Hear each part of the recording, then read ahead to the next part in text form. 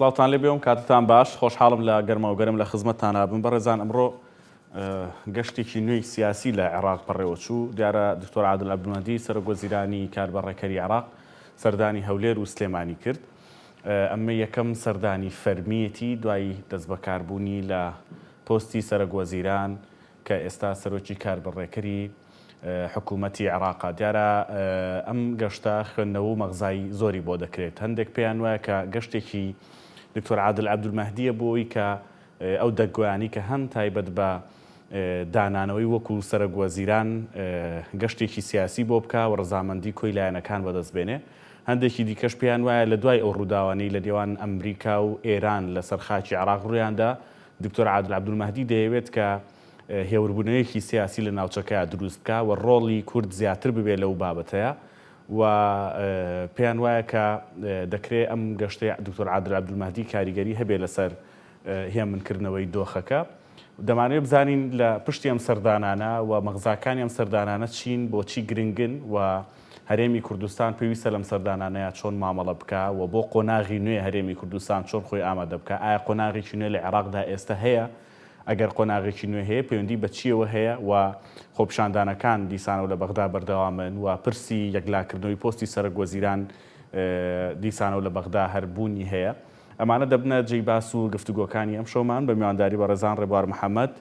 کە وەکو چاودێری سیاسی لە ستۆدیۆکانمان لە سلێمانی و هەروەها بەڕێز پێشڕەوەیسی وەکو چاودێری سیاسی لە ستۆدیۆکانمان ڕاستەخۆ لە هەولێر و لەگەڵمانە بێت سوپاس بۆ ئامادەبوونی هەردوو لاتان کاک ڕێبوار گەشتی ئەم جاری دکتۆر عادل عەبدولمەهدی لە دوای ئەو ڕووداوانی لە عێراق ڕوویاندا لە دوای ئەوەی کە نەتوانراوە تا ئێستا جێگرەوەیەکی دیاریکراوە بۆ پۆستی سەرۆکوەزیران دیاری بکرێ خوێندنەوەتان بۆی چییە؟ زۆر سوپاس بۆ میوانداریەکەتان لە ڕاستیە دەبێمە بگەڕنە بۆ دواوەک لە هۆکاری هاتنی بەڕێز دکتۆر عادل عەبدولمەهدی بۆ سەرک بۆ لوتکەی دەسەڵاتی تەنفیزی لە عێراق بۆ سەرۆکاتی ئەنجومەنی وەزیران لە هۆکارەکەی چی بووە دەبێ بزانین کە دکتۆر عادل عەبدولمەهدی هیچ لیست و قەوارەیەکی نییە و هیچ پشتیوانێکی خۆی نییە وەکو هێزێکی تایبەتی بەڵام لە ئەنجامی ململانەی دوو کوتلەی گەورەی ناو پەرلەمانی عێراقی شیعەکان کە نەگەشتنە ئەنجام لەو نێوەندەدا دکتۆر عادل عەبدولمەهدی گەشتە سەرۆکایەتی ئەنجومەنی وەزیرانی عێراق دیارە دوای ئەو ماوەی کە لە سەرۆکایەتی ئەنجومەنی وەزیران تا کاتی ئیستیقالەکردنی لە ململانی و کێشەیەکی زۆردا بوو لەبەرەوەی نەئەتوانی بە تەواوەتی کابینەکەی تەشکیلکا لە نەتیجەی ئەوەی کە لە ململانی ئەمریکا و ئێراندا کە گەیشتە ئەوەی کە ئەمریکا داوای هەڵوەشانەوەی حەشی شعبی کرد بەڵام دکتۆر عادل عەبدولمەهدی نەیتوانی ئەو پەیامەی ئەمریکا جێبەجێکات کەوتە قۆناغێکی مەترسیدارەوە کە وای لێ هات سەنگەری ئێرانەوە و کەوتە سەنگەری دژایەتی ئەمریکاوە و دواتر وردە شەقامی جەماوەری عێراق خەڵکی عێراق هاتنە سەر شەقام و داوای ئیستیقالەکردنی عادل عەبدولمەهدییان کرد لە ڕاستیدا خودی عادل عەبدولمەهدی و هەڵسەنگاندنی ئەم کەسە بۆ ئێستا لە کایی سیاسی عێراقا بە قەناعەتی من شانسی یا خۆری ئاوا بووە لەبەر ئەوەی کە لە ئەنجامی ئەوەی کە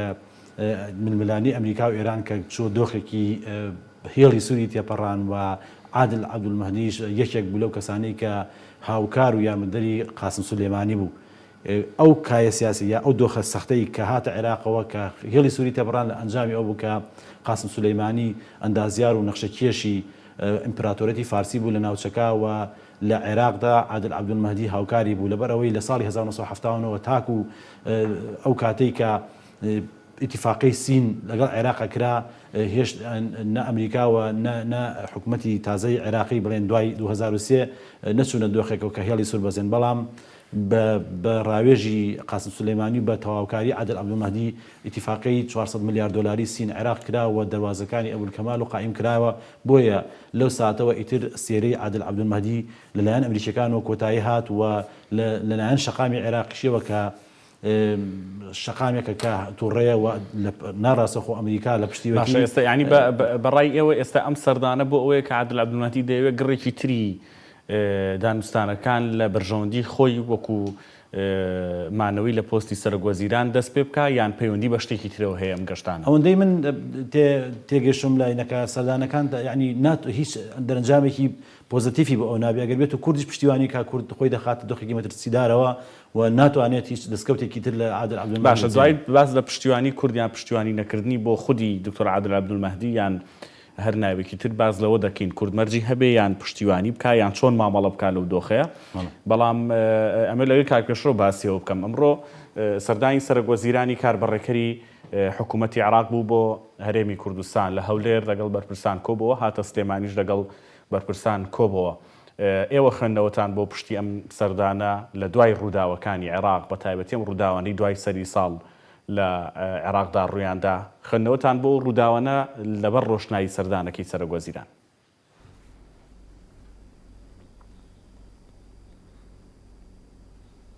ئەم کاتتان باش لە ڕاستیە سەردانی دەوڵەتمەداری کاربڕێکەر عادل عەبدولمەهدی بۆ هەولێر دوا بە دوای زنجیرەیە گۆڕانکاری و ڕووداوی گرنگی ناوچەکەەوە دێت لە دوای کوشتنی سەردار سلێمانی ئینجا لە دوای هێرشی موشەکی ئێرانی بۆ بارەگا سەربازیەکانی ئەمریکا لە پێشتریشە بڕیاری دەرکردنی هێزە بیانیەکان لە ناو پەرلەمانی عێراق و لە دوجار تریشەوە ئەم ئاڵ و گۆڕە سیاسی و سەربازیە کە لە ناوچەکە گۆڕانکاری تێدەهات و خودی کاراکتەری عادل عەبدولمەهدی بە تایبەت لە دوای کوشتنی سەردار سلێمانی و هەنگاوەکانی ئامادەبوونی لە کاتی ناشتنی و بە هەمان شێوە لە دواهەمین دیداریشی لەگەر کاراکتەرە ئەمریکیەکان کە بەوە دەچی فەرمی لەوێندەر هەبوو کە داوای نوێنەراتیان دەکات بۆ قسەکردن لەسەر دەرچوونی هێزە بیانیەکان پێمان دەڵێ عادل عەبدولمەهدی لە ماوەی نزیکی ڕابردوو بە ئێستاشیەوە بە داهاتوەکی نزیکیشەوە گەڕێک یان ئاکتیڤیەکی زۆر دەنوێنێت ئاکتیڤیەکان لە پێناو لێرەوە تەفسیرەکان تەرجەمەکان دروست دەبێت بەڵام بە شێوەیەکی گشتی هاتنی دەوڵەتمەدار عادل عەبدولمەهدی دەکرێت ئەشێ خوێندنەوەی زۆری بۆ بکرێت خوێنەوە بۆ خودی خۆی خوێنەوە بۆ خودی عێراقات چونکە هەمومان دەیزانین لە دوای دەرکردنی بڕیاری هێزە بیانیەکان لە عێراقا ئەوەندەی بڕیارێکی تایبەتی یان بڕیارێکی تایبەتی شیعەکان بوو بۆ دەرکردنی هێزە بێ پاڵپشتی کورد. باشە کاک پێشەوەگەر لەم سەردانەیە عادل عەبدولمەهدی داخوازی لە کورد هەبوو بێ پێ دوایە داخوازەکان لە چیا خۆی بینێتەوە لەم قۆناغەیە بۆ کورد ئەگەر دکتۆر عادل عەبدولمەهدی هەیبوو بێ؟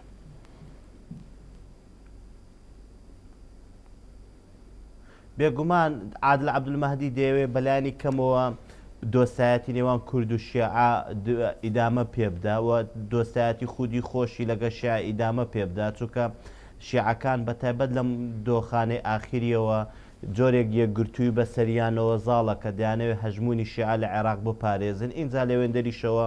هەموو لایەکان کۆکن هەم لەسەر کاراکتەری سەرۆک کۆمار هەم کاراکتەری سەرۆکی حکومەت ئینجا حێزە سیاسیەکانیشە لە عێراقا کۆکن کە عێراق لە بەردەم ئاگرێکی گەورەی ململانێ بینی ئەمریکا و ئێرانە بۆ ئەمە بەستا دەبێت کاراکتەرە باڵا فەرمیەکان هەنگاو بنێن تاکو بتوانن عێراق لەم دۆخێ بپارێزین چونکە هەمومان دەیزانین لە هەر ئالۆستربوونێکی زیاتری بنێوانی هێزەیەکی هەرێمایەتی هاوشێوەی ئێران و هێزێکی سوپەرپاوەری هاوشێوەی ئێران چکاوشمان دەیزانین بە دوای کەوتنی فڕۆکە ئۆکراینەکەەوە جۆرێک ئالۆستر لە منتقەکە دروست دەبێت کەواتە بۆ ئەوەی هەموو ئەو تەسریعانەی لە ماوەی ڕابردوودایان عێراق دوور بێت لە ململانێ هەمووی هێزەکانەوە و عێراق نەبێتە گۆڕەپانی ململانی هێزەکان دەبێت کاراکتەرە باڵەکان هەوڵدەن بەلایانی کەمەوە یەکگرتوویەک دروست بکەن ئینجا لەم یەکگرتووە هەوڵدەن گۆشەنیگایەکی هاوبەشی عێراقیانە دروست بکەن تاکو کەمتر ئاگر بەر عێراق بکەوێت چونکە دوو ڕووداوی زۆر گرنگ ڕوویدا کە هەردوو ڕوودا و پێشێلکردنی سیادەی عێراقی بوو بە ماناکەی تر هەم لە تیرۆرکردنی سەردار سلێمانی هەمیش لە هێرش بارانەکانی هێرشی موشەکەکانی ئێران بۆ سەربازگەکانی ئەمریکاوە جۆرێک پەیامی هەردوو وڵات بوو بۆ دنیا کە شتێک نمایە بە ناوی سیادەی عێراقەوە بۆیە خودی کاراکتەرە عێراقیەکان دەبێت مشوری ئەمە بخۆن کە لەمە دووە عێراق زیاتر نەبێتە هۆی پێشێلکردنی سیادەی وڵاتەکە و عێراقش زیاتر نەبێتە گۆڕەپانی ململانەی لایەنەکان چونکە هەمومان هەم لەسەر بنەمای چاودێرە بیانیەکان هەمیش لەسەر بنەمای چاودێرە هەرێمایەتیەکان هەمیش لەسەر بنەمای چاودێرە جیهانیەکان و لە ناو چاودێرە کوردەکانی خۆشمانەوە هەمومان لەسەرەوە کۆچین کە ناوچەکە بە شێوەیەکی گشتی و عێراقش بە شێوەیەکی تایبەت خاڵی بەریەککەوتنی پرۆژەکانە خاڵی بەریەککەوتنی ناکۆچیەکانە خاڵی بەریەککەوتنی هەژمونی وڵاتەکانە بۆ ئەمە بەستە هەموو ماشمان لەسەرەوە کۆچین کە لە هەر بەریە کەوتنێکی تر زەرمەندی یەکەمی ململانیەکان بریتین لە عێراقیەکان جا عێراقیەکان بە هەرسێ پێکاتە شیعە لە جنوبیەوە سنە لە ناو ڕاستیەوە کوردیشە لە باکووریە بۆیە ئەم حاڵەتانە وای کردووە مەترسێکی هاوبەش لەسەر پێکاتەکانی هەبێت کە ئەم سێ پێکاتن بۆ هەنگاونان لەسەر دوورکەوتنەوەی ئەو مەترسیانە پێویستیان بەیەگرتووە چونکە ئەگە ورد بینەوە هاتنەکەی عادل عەبدولمەهدی بریتی نییە لە هاتنی دەوڵەتمەداری عێراقی بۆ دەوڵەتێکی بۆ حکومەتێکی هەرێمایەتی یان هەرێمی کوردستان مەبەستی تێدا دیدارەکانی فەرمیبی بەقەت ئۆندەی بینینی هەردووک حیزبی کاراکتەری هەردووک حیزبی باڵایە هەم لە هەولێر هەمیش لە سلێمانی و بینینی وەسەردانکردنی هەردووک شارەکە ڕوون پێمان دەڵێت دەمانەوێت لەگەر هەردووک هێزی قەراربەدەستی کورد لە هەرێمی کوردستانە نێوانمان باشتر بکەین کە باش بوو و نێوانمان نزیکتر بکەین کە نزیک بوو و هەوڵیش بدەین گۆشەیەکی یان ڕامانێکی هاوبەش بدۆزینەوە بتوانین لە ئەگەری ڕوبەڕووبوونەوەی عێراق بەرامبەر مەترسیەکانە عێراق بپارێزین زۆر باش دوجار دەستخۆش کاک پێشەوە گەڵێم و ئەگەڕێم و وڵات بە دڵنیاییەوە کاک ڕێبوار کاک پێشەوە شتێکی جوانی وروژان تایبەت بە یعنی سەردانەکەی دکتۆر عادل عەبدولمەهدی یعنی هێندە شێوازێکی فۆرمێکی حزبی سیاسیانی پێوە دیار بوو هێندە فۆرمێکی حکومی پێوە دیار نەبوو جیاوازی چیە گەر وەکو لایەنی حکومی بەهاتایە و سەردانی هەرێمی کوردستانی بکردایە و زیاتر فۆرمێکی حکومی و لەگەڵ حکوومەت و کاربەدەستانی حکوومەت و ئەنجومەنی وەزیرانی هەرێما دیدار و گفتوگۆی بکردایە لەگەڵ ئەوەی کە هاتووە و لەگەڵ مەکتەبی سیاسی و کەسایەتە گەورەکانی هەردوو حزبی وەکو کاک پێشەوە باسی کریکێتی و پارتی گفتوگۆ ئەکا و دیدارەکە لە ڕاستیدا من دەمەوێت ئەوەی پێشتر تەواو بکەم کە بەڕێز عادل عەبدولمەهدی لەو جەولەی کە هاتووە بە قەناعەتی من هیچ داواکاریی پشتیوانی خۆیتیان نییە لەبەر ئەوەی کە پشتیوانی مەرجعەتی لەدەستداوە پشتیوانی ئەمریکای لەدەستداوە پشتیوانی شەقامی لەدەستداوە هەر کاندیدێکیش کە بۆ ئایندە پێشنیار بکرێت دەبێت شەقام ڕازی بێت باشە پێدوانە بێ ناوی کەسێکی تری هێنابێ لە ئێستاوانی بۆ ئەو کۆبکاتەوە بە قەناعەتی مش پەیامێکی پێ بەڵام ئێستا ئەوەی کە ئەمریکا بێت ئەوە لە ڕێگەی بەڕێز عادل عەبدولمەهدیەوە نابێت ئەوەی کە ئێرانیەکانیش پێشکەشێکەکەن ئێستا کوتلەی بینا ئەسعەد عیدانیان پێشنیار کردووە کە بەدڵنیا پشتیوانی شەقامی نیە هەروەها لە مەرجعەتیش قاسم مەتائی دەیەوێت خۆی کاندید بکە یعنی بە قەناعەتی من ئەو پەیامەی ئەوە نییە کە کاندیدێک پێشکەش بکە ئەوەندەی کە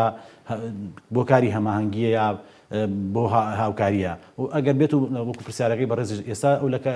لە حاڵەتێکدا کە سەرگۆزیرانێکی کاربەڕێکەرەوە هیچ دەسەڵاتێکی بڕیاردانی کارە گەورەکانی پێنیە ئەوەی کە تایبەتە بە هەرێمی کوردستان مەلەفی نەوت و بودجەیە کە ئەو ناتوانێت و حکوومەتی ئەو ناتوانێت هیچ ئاسانکاریەکە پێشتریش بڕاوتۆ لە نێوانیانە ئەگەر بۆ ئەوش هاتبێ بەڵێ بە دڵنیایەوە ئەوەی کە بۆ ئێمە گرنگە لە مەرحەلا ئەوەیە کە نردنی پرۆژه یاسای بودجەی 2020 بۆ پەرلەمانی عێراق کە ئەو ناتوانێت و کارە بکە لە ڕاستیە بە قەناعەتی من هاتنەکەی هەر سەردانێکی ئاسایی و پەیوەندی و عیلاقاتە جگە لەوە شتێکی فەرمیتیان عیلاقاتی شیعە کورد یان عیلاقاتی حکوومەتەکەی بەدڵنیایەوە عیلاقاتی شیعە کوردە چونکە حکوومەتەکەی باشە ئەگەر کەسێک پشتیوانی مەرجعی باڵا و یان کەسایەتیەکی وانە بێ کە هێزێکی سیاسی و فراکسیۆنێکی سیاسی شیعی هەبێ چۆن دەتوانێت ئەم عیلاقاتە دەمەزەرد و تونترکاتەوە چۆن ئەو نوێنەرایەتیە وەردەگرێ ینی مەرجیە ئەو نوێنەری ڕاستەخۆی شیعەکان بێ ئەکرێ ینی کەسێک بێ ینی بۆکو سەردانێک هاتی بێت لەبەر ئەوەی کە شیعەکان ئێستا لە دۆخێکی سەختان پشتیوانی کوردیان بەدەست نهێنا لە پەرلەمانی عێراق بە دەرکردنی ئەمریکیەکان بۆ سەرۆکاتی کۆمار کە حسەی کووردە وە کووردە و لەم هەنگاوانەی دوایە لە هیچ حاڵەتێکا پشتیوانی کوردیان بەدەستێنەوە هەستەکەن بۆشایەک دروست بۆ لە نێوان کورد و شیعەکانەوە چەندین کوتلەی شیعیش بەتایبەتی حیزبوڵا و هێزەکانی تر هەڕەشیان لە کوتلە کوردستانەکان کرد هەستەکەن بۆشایەک دروست بووە بۆشایە گەر بێت و زیاتر بەردەوام بێت کاریگەری ڕاستەخۆ ناڕاستەخۆی بۆ سەر دەسەڵاتدارەتی شیعەکانە بێت کە ئێستا ئەوان زۆرینە لە عێراقەوە پشتیوانی کورد لە دەسەدەنەوە ئەو کاتێ ناتوانن حکومداری عێراقەکان بۆیە ئەکرێت بە شێوەکان هاتبێ بۆ دەمەزەرکردنەوەی ئەو پەیوەندیانە باشە کاک پێشڕەو کورد ئەگەر ڕۆڵێکی هەبێت لەم قۆناغەیە بۆ عێراق یان بۆ قۆناغێکی نوێی عێراق ئەبێ ئەو ڕۆڵەی کورد لەکوێیە بێ کورد بتوانێت چی بکات لەم چوارچێوەیە بۆ خزمەتی عێراق بۆ کەمکردنەوەی ئەوەی کە پێی دەوترێ شکاندنی سیادەی عێراقی بۆ خێراترکردنی پرۆسە سیاسێکە لە عێراق، خێراترکردنی پرۆسەی دیاریکردنی کەسێک بۆ پۆستی سەرۆکوەزیران کە ئەمانە بۆ خۆی گرفتەکانن لە عێراقا بەڕاستی.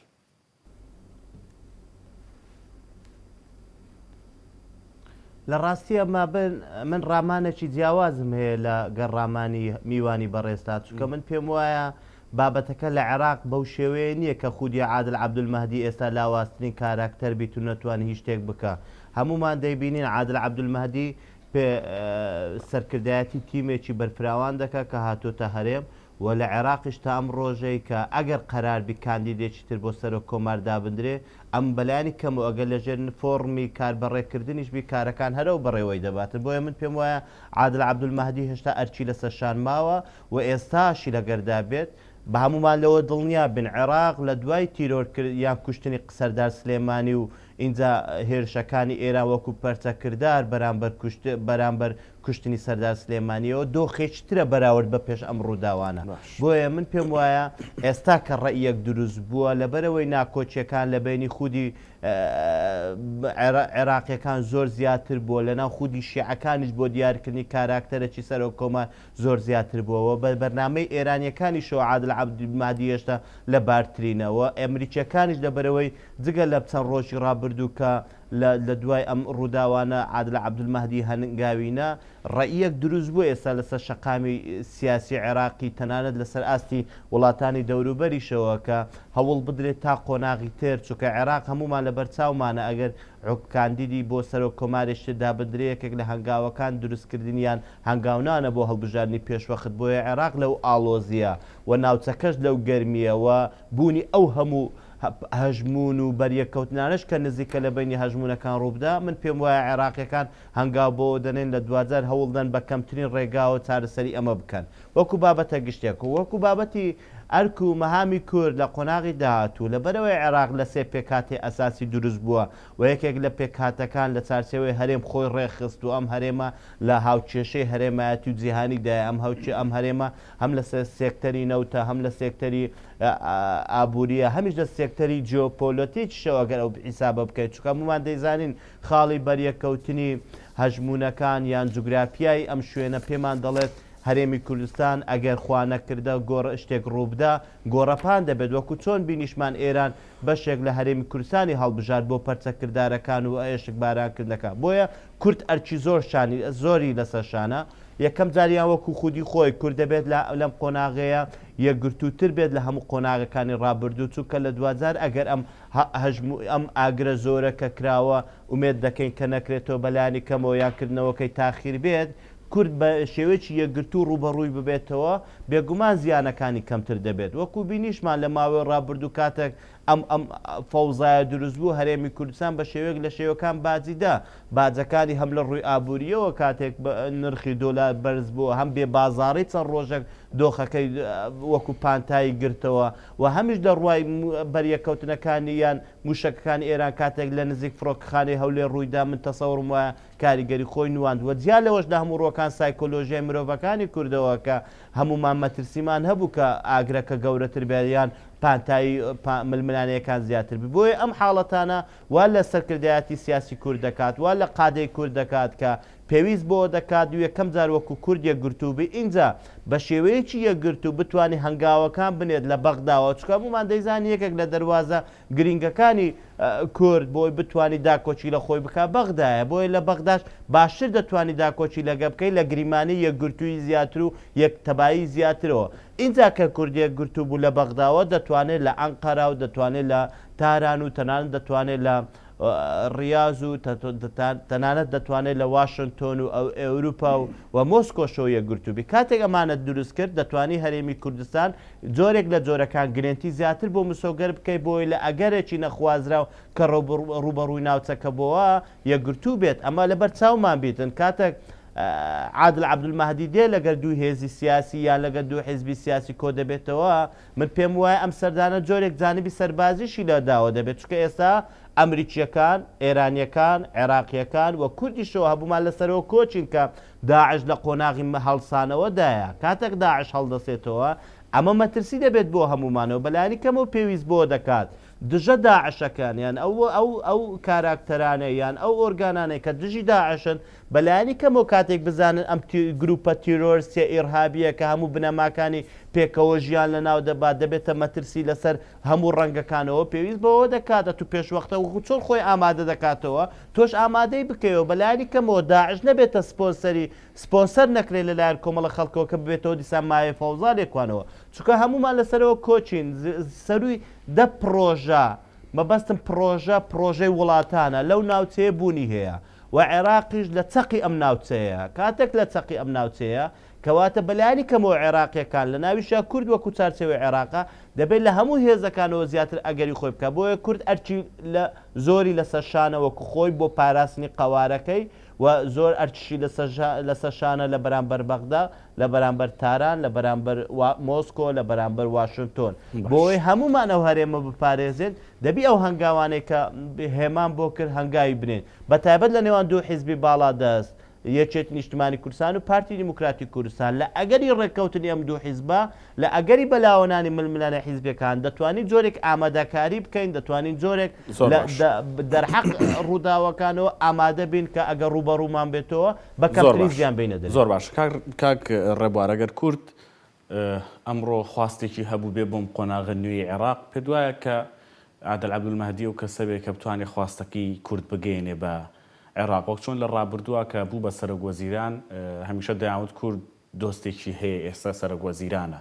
و قۆناغیشمان بینی بەڕاستی لە ماوەی ساڵێکە ئەو بودجەی ئەنارد بە جۆرێک لە جۆرەکان گرفتی موچە تا ڕادەیەک چارەسەر بوو دواتر گەیشتە ڕێکەوتن لەگەڵ هەرێمی کوردستان دەرهەق بە بواری وزە و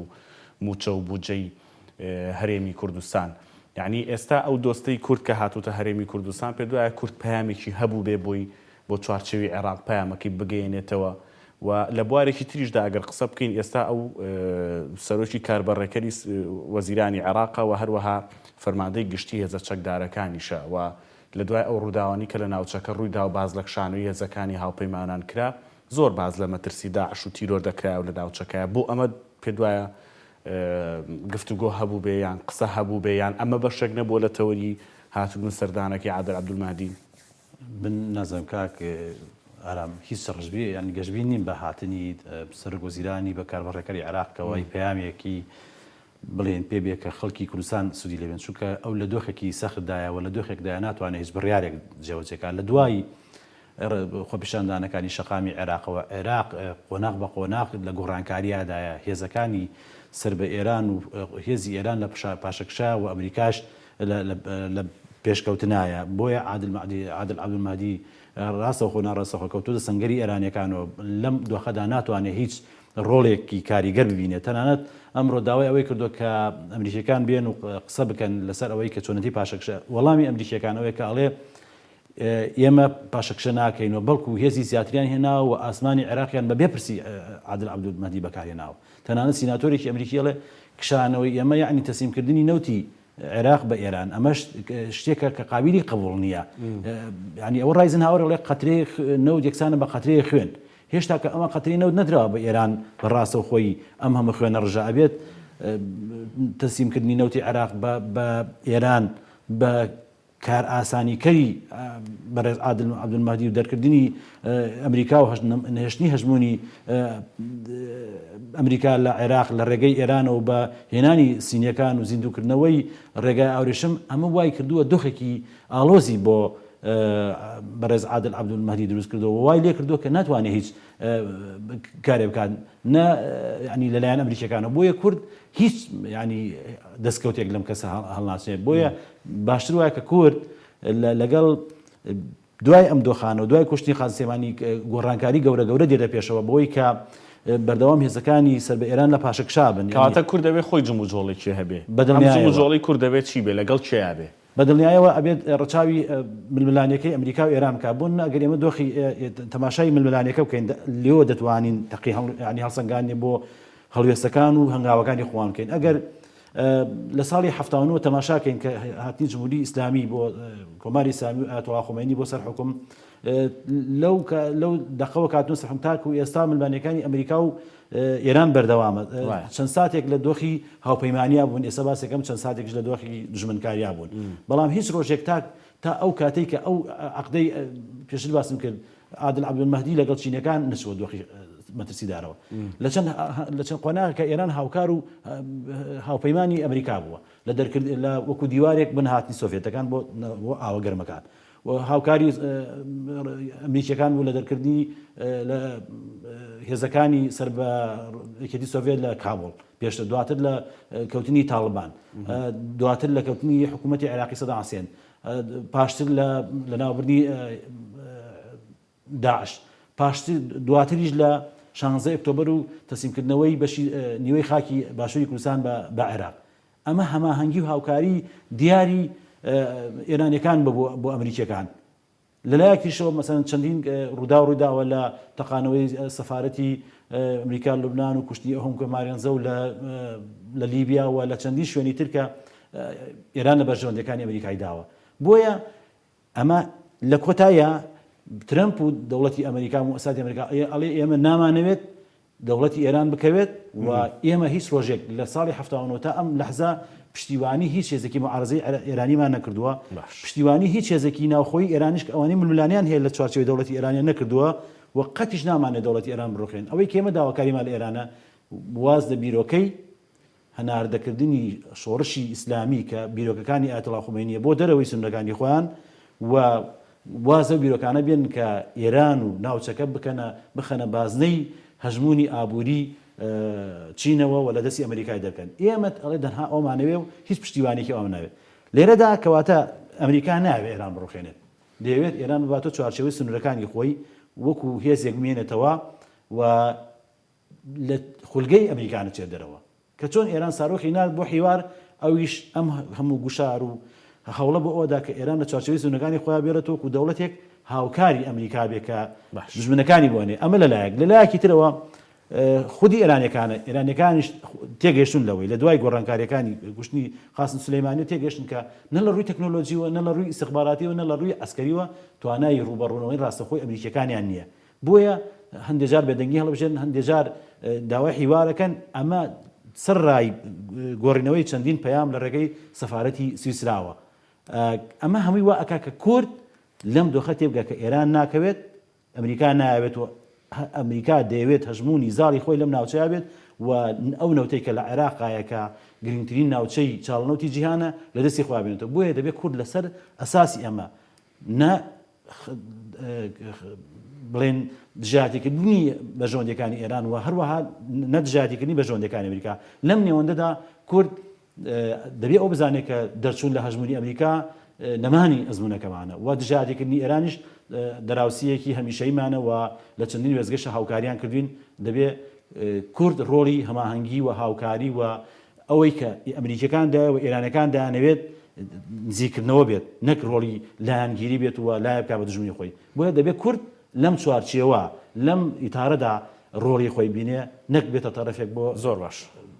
لەسەر لایەک زۆر باشە دەست خۆش بێ منەمەوێ پشوێ گوەر بگرین دواتر گفتوگۆکانمان درێژت پێ بدەین ئەوەی کە جێی گفتوگۆکانمانەوێت دوای پشۆکە ئەوەیە کە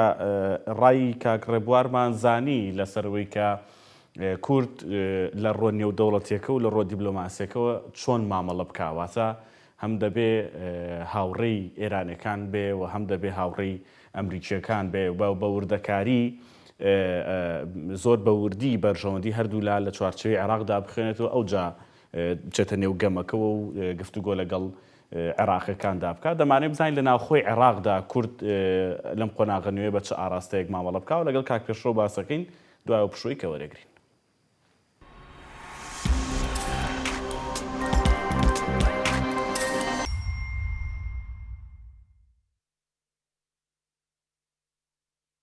ئۆفرێکی ناوازە لە قەیوان سیتیەوە. ئێستا لە قەیوان سیتی ببە بە خاوەنی شوقەیەکی کواڵەتی بەرز و سەردەمیانە. پەلە بکە و سوودمەند بە لە ئۆفەری کڕینی شوقە بە قیستی 6 ساڵ. ڕوبەری شوقەکان 180 مەتر دووجایە. پێکهاتووە لە 3 ژووری نووسن، ژووری میوان و نان خواردن، 2 موشتەمەلات، گەنجینە، مەتباخ، 3 باڵکۆن کە بەسەر دیمەنی جوانی شاری سلێمانی داڕوان. باڵەخانەکانی قەیوان سیتی سیستمی ئاگرکوژانەوە و غاز و سەتەلایتی مرکزی تێدایە و 2 ئەسانسۆر بۆ هەر باڵەخانەیەک دانراوە و تێیدا ڕەچاوی بەرزترین کاریگەریەکانی بوومەلەرزەکراوە. تەواوی باڵەخانەکان بە مەبەستی پاراستن لە سەرما و گەرما بە کەرەستەی گونجاو ڕووپۆش کراوە. ئەم دەرفەتە لە دەستخۆت مەدە و لە قەیوان سیتی بە پێشەکێکی گونجاو و بە قیستی درێژخایەن ببە بە خاوەنی شوقەیەکی هاوچەرە.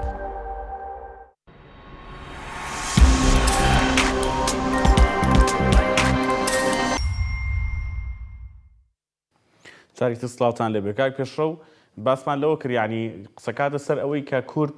لە چوارچەوی عێراقدا ئێستا دەبێت چێ ببینێ و بەرەو ڕووی چێ بڕوات ئەوەی کە لە ماوەی ڕابردووە دەوترا یعنی کوردەکان و سوننەکان بە جۆرێک لە جۆرەکان گفتوگۆ هەیە لە نێوانیانە دەیانوێت نزیک بنەوە دەیانوێت جۆرێک لە هاوپەیمانەتی و لێک تێگەیشتنیان هەبێ دەرحەق بە ڕووداوەکانی عێراق. کورد ئەمە بۆی مەسلحەتە یان گەڕانەوە بۆ پەیوەندیە دێرینەکانی لەگەڵ شیعەکان و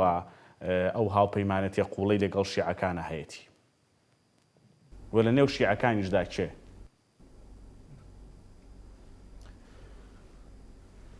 لە ڕاستیە کورد دەبی هەمەلایەنە ئیش بکە کار بکە هەنگاو بنێت بەڵام لە بەرچاوگرتنی تایبەتمەندی هەرێمی کوردستان کورد دەبێت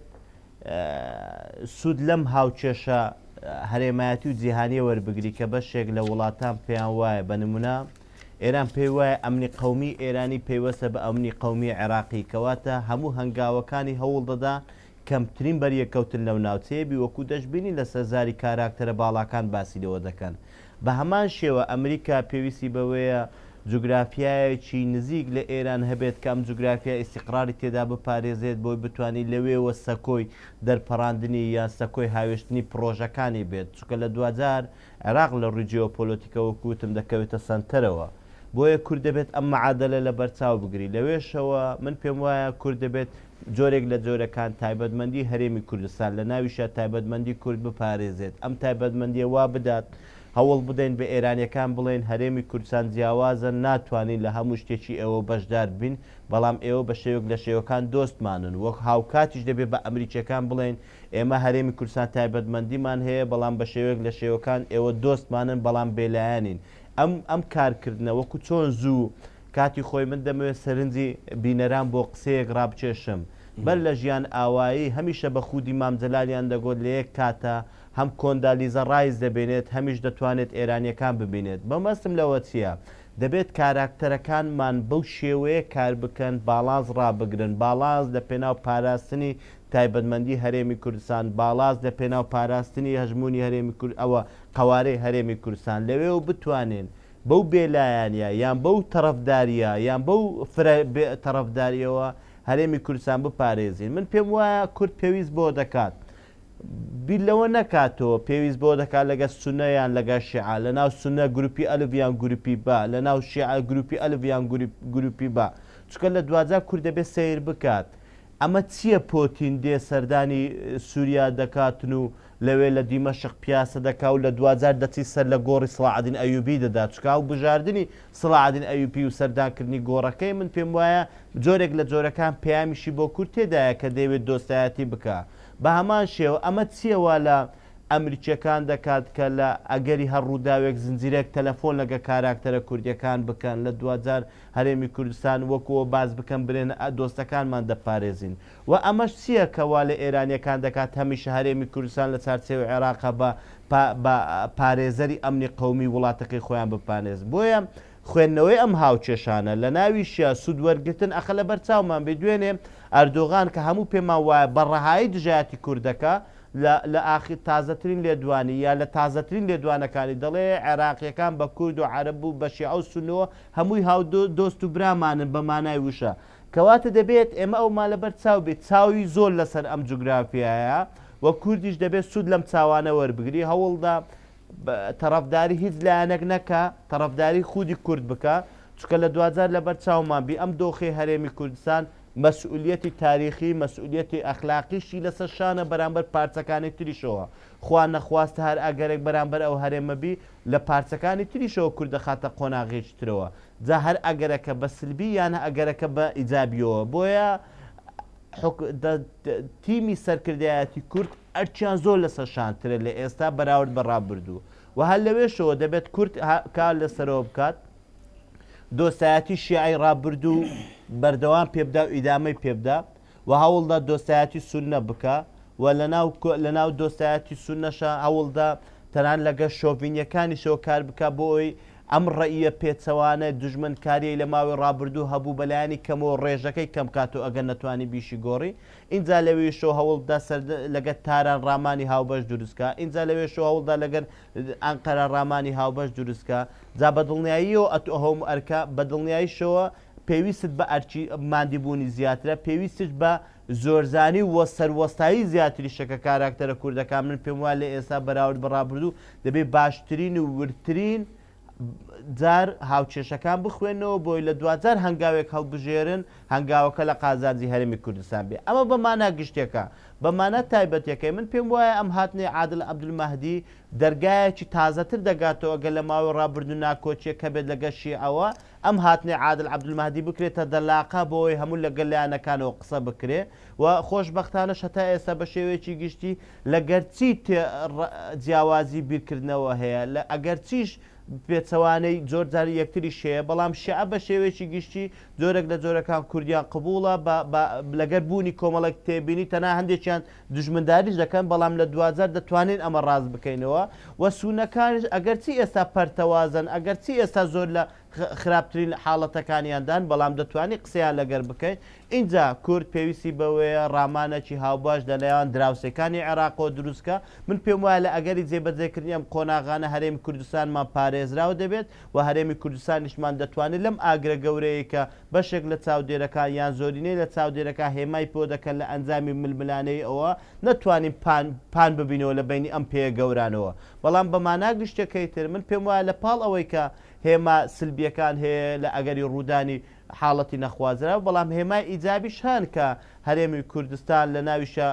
لە چارچێوەی عێراقە کە هەوڵی پاراستنی دۆخەکە بکات چونکە تەسەوڕەکی زۆر ڕەهایە لەلایەن کاربەدەستانی ئێرانەوە ئاگرکردنەوە لە عێراق یان گرتنەوەی ئاگر یان شەڕارەی ئاگر لە عێراقە گرنتی تێدا نییە ئەم ئاگرە لە سنووری عێراق بووەسی نەپەڕتەوە ئێران چونکە هەمومان دەیزانین عێراق و ئێران لە ڕووی کۆمەڵێک ئەوە کۆمەڵایەتی و ئابووری و سیاسی و مەسهەبی و دینیشەوە خاڵی هاوبەش لە بینیان هەیە تۆرە سیر بکە چ هێزەک هەیە دەتوانێت پەیوەندی کۆمەڵایەتی و هاونەتەوەی و هاونیشتیمانی لە بینی کوردی ئێرە و کوردی ڕۆژهەڵات ببڕی و چ هێزەک هەیە لە بینی مەسهەبی شیعەکانی جنوب لەگەر وڵاتی شیعی ئێرانی ببڕێت بۆیە هەموو تێ هەڵکێشانە کە لە بینی ئەم دوو وڵاتە دراوسەیە هەمیشەوامان لێ دەکات کە ئەم گرنتی ئەم ڕامانە لای ئێرانیەکانەوە دروست بێت لە ئەگەری ئاگرکردنەوە لە عێراق ئێرانیش پێدا دەستێ بۆیە هەوڵی نەکردنەوەی ئاگر دەدەن بینیشمان لە دوای کوشتنی سەردار سلێمانیەوە ئێرانیەکان زۆر بە حەزەر بوون لە پەرچەکردارەوە ئەگە بەراوردی هێرشەکانی عین ئەسەدی ئەمبار بکەیت بەراورد بەرامبەر ئەو سەواریغانەی کە ئەو موشەکانێک کە ڕەوانی فڕۆکەخانەی هەولێر کرا دەردەکەوێت کە ئێرانیەکان هەمیشە جیاوازی دەکەن لە ناویشیە دەیانەوێت جۆرێک بە حەزەر هەنگاو بنێن بەو شێوەیە ئەگەم لە حەزە بکەین هەمومان خەڵکی سیاسی و ناسیاسی خەڵکی سەربازی و ناسەربازیەوە تێدەگا ئەو سەواریغانە ئەوەندەی پەرچەکردار بوو کەمتر لە پێناو تەشەنەکردنی ئاگرەکە بوو ئەمە لەلایەکی تر ئەوە ڕووسەکان ڕامانیا هاو بەشە لە سەوەی کە دیانەوە عێراق بپارێزن و ئەمریکیەکانی شۆخۆ لە دوا هەمین پرس کۆنفراسی دۆنالد ترامپی سەرۆکی ئەمریکا کە بەشێک پیاوانە بوو بۆ شێوە نەرمی بنوێنێت بەقەت ئەوەندەی داوای دیداری دانیشتنی کرد لەگەر ئێران ئەوەندەی داوای دانیشتنی کرد لەگەر ئێران بەقەت نیوە ئەوەندە باسی شەڕی نەکرد لەگە ئێران کە ئەمە بۆ عێراقیەکان بە شێوەیەکی تایبەت و بۆ ناوچەکەش بە شێوەیەکی گشتی مای دڵخۆشی بوو بەڵام وەکو کورد دەبێت سوود لە هەموو ئەو جوولانە وەربگرێت ئەم جوولانە لە پێناو بەرژەوەندی خۆی لە پێناو پەرهاوێشتنی زیاتر و ئیستیقرارکردنی هەرێمی کوردستان بەهاوێژە چونکە لە دوجار نابێت ئێمەی هەرێمی کوردستان بینەری ڕووداوەکان بی لە تەلەڤیزۆنەکان بەڵکو دەبێت دەستمان هەبێت لە پاراستن یان دوورخستنەوەی ڕووداوەکان لە هەرێمی کوردستان. زۆر باشە کاک ڕێبوار ئەمە ڕای ئەوە بزانم لەسەر پۆستی سەرگۆزیران لە عێراقا کوتلەی بینا هەر کاندیدی هەیە و مەرجەعەتیش وەکو باز دەکرێت خۆی کۆ ئەکاتەوە بۆی ئەویش لە لای خۆی وەکو مەرجەعەتی باڵا لانی کەم قسەیەکی یەکلاکەرەوەی هەبێت لەسەر پۆستی سەرگۆزیران ئەگەرچی بە مەتاتی لە ماوەکانی ڕابردوو بە تایبەتی لە گەرمی خۆپشاندانەکانە قسەی هەبوو پێویستە سەرگۆزیران وا بێ ئەمە مواسەفاتەکانی بێ ئەمە شێوازی مامەڵەکردنی بێ لەگەڵ گەلانی عێراقدا بەڵام پێ دوایە پۆستی سەرۆکوەزیران لە عێراقدا ئیتر هەر ئەو گرێ شوێرێ تا چەند بەردەوامە بێ پێ دوایە لەسەر دەستی شێو چۆن کۆتایی پێدێ ئایا بەلای ئەمریکیەکانە یەک لای ئەبێتەوە دوجار چۆن ئەبێ بڕای چۆن لە ڕاستیدا کەگەرم ئەم ململانیان کێشانی ناو عێراق جەزرەکەی یا ڕێگەکەی لە دەرەوە هاتووە ئەڵێ منێکی کوردێڵێ هەموو ڕێگاکان بۆ باناچێت هەموو بابەتەکە لە سەر مەسلەی نەوتی عێراقە لەسەر مەسلەی تاقەی عێراقە کە ململانێ لە نێوان چین و ئەمریکا ئەمریکا خۆی بە خاوەنی ئەم ناوچە زانێت چینیش وردە هەنگاو ئەنێ بۆی کە لە ڕووی ئابووریەوە بێتە ناوچەکەەوە بۆ زیینوکردنەوەی ڕێگای ئاورێشمە لەم نێوەندەدا ئێران هاوکار و لەم مانۆڕەدا ئێران هاوکارە باشە عێراقیش بۆتە بەشێک لە ئەم ململانیەوە تەواوکردنیوە لە خودی عادل عەبدولمەدیشایە بۆیە بە قەناعەتی من دەبێت کورد زۆر زیرەکانە لەوە تێبگا کە هەموو کێشەکان لەسەر نەوتە دەبێت لە ڕوانگەی نەوتەوە بی لە چارەسەرکردنی بابەتەکە بکاتەوە ئەوە لەلایەکی تر وەکو پرسیارکەی بەڕێزت خودی سەرۆکوەزیران لە عێراقدا کە دەسەڵاتی تەنفیزیە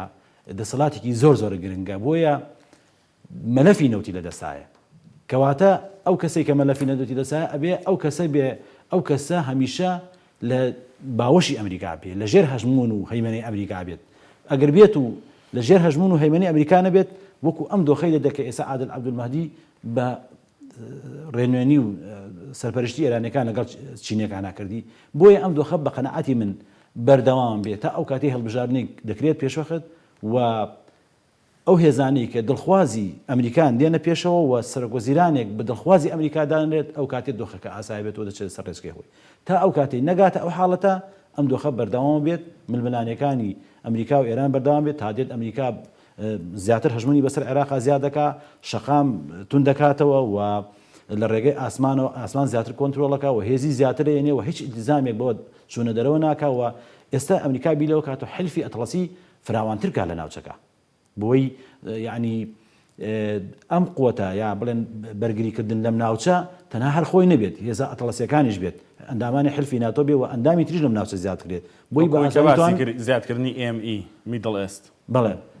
لە ناوچەی ڕۆژهەڵاتی ناوەڕاستە بۆی ئەو هەژمونەی سین نەگاتە ناوچە و هاوکارەکانی نەتوانن ئەو پرۆژە سەربەخەن ئەمریکا دەوێت حلفی ناتۆ بۆیە تا ئەو کاتەی ئەم خواستەی ئەمریکا نەگاتە جێ لە عێراقا ئەم دۆخە بەردەوام بێت شەقام هەل لە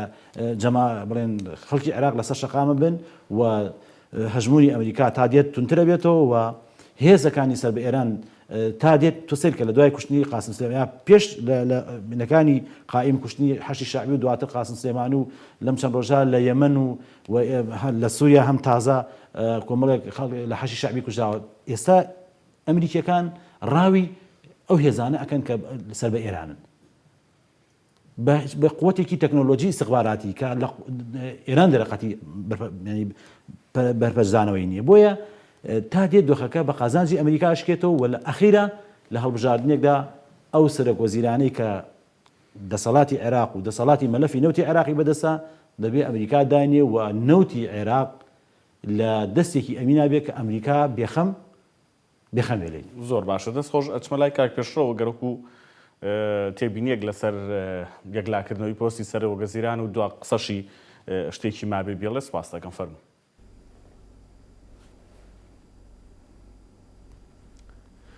لە ڕاستیە عێراق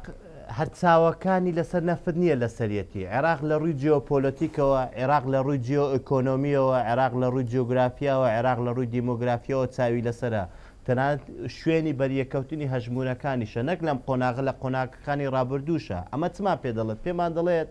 هەموو هێزەکان کاتێک دیانەوێ عێراق بێن قسە لەسەر ئەمە بکەن چۆن بتوانن هەژمونەکانیان بپارێزن ئەمە لەلایەکی تریشە هەمومان لەسەرەوە کۆچین عێراق ئێستا لە ڕووی وشکانیەوە لەژێر هەژمونی ئێرانە عێراق لە ڕووی ئاسمانی و لەژێر هەژمونی ئەمریکایە بۆیە من پێم وایە جوولەکانی بەو ئاخرێ عادل عەبدولمەهدی کە بەراورد بە ڕابردوو زۆر تونتر بوو چکە عادل عەبدولمەهدی هەمیشە باڵانسی ڕادەگرت لە ماوەی ڕابردوو بەڵام لە چەند ڕۆژی ڕابردوو بەتایبەت لە دوای کوشتنی سەردار سلێمانی عادل عەبدولمەهدی جۆرێک لە جۆرەکان تەرەفداری پێوە دیارە وەکو پەرچەکردار دەیوێنێت کە ئەمریکیەکان جۆرێک لە جۆرەکان پاڵپشتی خۆپیشاندانەکانیان ڕوو کرد تاکو لە دوجار ئیقالەی بە عادل عەبدولمەهدی کرد بۆیە من پێم وایە ئەگەر لەو دانانی سەرۆک وەزیرانی عێراقەوە ببەستیەوە بە مەعادلە دەولیەکە من پێم وایە لە دوجار ئەمریکا هەوڵ دەدات کاراکتەرێک بێتە سەر پۆستی سەرۆک کۆمار بەلایانی کەمەوە نزیک بێت لە ئێرانیەکان چونکە ئەگەر پرێس کۆنفرانسەکەی ترام لە بەرچاو بگرین لەوێن دەرەوە زۆر هەوڵی دانیشتن دەدات لەگەر ئێرانیەکان لە پێناو بڕینی ئەم ئاگرانەی کە ترام هێمای بۆ کرد ئێران لە 5 وڵاتە ئاگری کردەوە لە عێراق لە یەمان لە لوبنان لە سووریا لە ئەفغانستان پێیان وایە سپۆنسەری ئەمانە ئێرانە لە ڕاستیشە خوێندنەوەیەکی تا ڕادەیەک هەڵەشەیە کە پێما وا بێت بە کوشتنی سەردار سلێمانیەوە ئێران لە مەهامەکەی دەردەچی چکە لە دوجار ئەمە سەردار سلێمانی نییە کە ئاگر بە قسەکەی ترامپ و ئاگر لە 5 وڵاتە دەکاتەوە بریتێ لە بەهێزبوونی ئێران و کاتێک سەردار سلێمانی تەنها فەرمانبەرەکی ئێرانی دەبێت بۆ بەجێکردنی ئەجنداکانی ئێرانەوە جا سەردار سلێمانی نەبی با ئیسماعیل عاقانی بی گرنگ ئەوەیە تو ئەگە بتەوێت ئەم وڵاتانە ئیسیقرار بکەیت لە ڕووی ئاوارەوە مەترسی لەسەر ئەوروپا کەم بکاتەوە لە ڕووی سەر هەڵدانی تیرۆر مەترسی لەسەر دنیا کەم بکاتەوە و لە ڕووی دروستکردنی بازارێکی ئازاریشەوە بۆی غاز و نەوتی عێراقا بستە وڵاتانیشەوە پێویست بەوەیە بێ لە زەمێزی گفتوگۆکان چونکە دەرکەوت لە ماوەی ڕابردوو هەموو هەنگاوە سەربازیەکان هەموو هەنگاوە مخابراتیەکان نەگەیشتە ئەنجامی دروستکردنی ئیسیقراریان جێبەجێکردنی پرۆژەکان بەقەت ئەوەندەی دیدارە سیاسیەکان دانیشتنە سیاسیەکان دەگەنە ئەنجام بۆیەش ئەگەر بەراوردی پرێس کۆنفرانسەکەی ئاخری ترام بکەی کە باز لە دانیشتن دەکات بەداز لە ئیتفاق دەکات باز لە ڕێککەوتنی تازە دەکات و دوێنێش وەزیری بەرگری فەڕەنساوە بۆ بەدەستهێنانی ئەتۆمی لەلایەن ئێران و هەوڵی هەنگاو دەنێن بۆ دانیشتێکی سەر لە نوێ پێیان وایە لە ماوەی ڕابردوو ئەزمون کراوە سەرباز مخابرات ئەمانە نەیاتوانانی بگەنە قۆناغەکان بۆیە ئێستا هەنگاوەکان ڕۆن چۆن بتوانێت دابنیشن من لە 2000 پێم وایە عێراقیەکان بە ڕازامەندی ئێرانیەکان و ئەمریکیەکانەوە بە شێوەیەک لە شێوە دەتوان ئەم قۆناغە ببڕن بەڵام لە دوجار چۆن لە ماوەی ڕابردوو هەندێک خەڵک پێیان وایە لە ئەنجامی هاتنەوەی هاوبەشی هەنگاوە ئێرانی و ئەمریکیەکان لە چەند هەنگاوێکەوە پێیان وایە لە دوجار ژێربەژێر هەیە کو ئێستاش گومانەکان تەسەوڕ دەکەی ژێربەژێری شتێک هەبیتن چکە وەرە سەیری پەرچەکردداری ئێران کە لە موشک بارانکردنی سەربازەکانی ئەمریکا بەڵام ڕەتفعلی پەرچەکردارتری ئەمریکا بەرامبەرەوەی کە تەسەویڕی نەدەکرا بۆیە من پێم وایە قۆناغەکە دەڕوە و تێپەڕیش دەبی بەڵام لە دوجار ئەمەیە کە شیعەکانیش بەهۆی ئەم ڕووداوانە جۆرێک یەکگرتوو دەبن و لە دوجار ئەم قۆناغەش تێپەڕ دەکەن بە ڕەزامەندی کوردەکان و سوونەکان و دەوروبەریش زۆر باشە ڕێز پێشڕەوەیسی چاودێری سیاسی لە ستۆدیۆکانمان لەولێر و ڕاستەخۆ لەگەڵمان بووە ڕۆها بە ڕێز ڕێبوار محەممەد چاودێری سیاسی لە ستۆدیۆکانمان لە سلێمانی زۆر سپاس بۆ ئامادەبوونتان سپاس بۆ ئەوش کە بینەر بوون تا گەرماگەرمێکی ترە شاد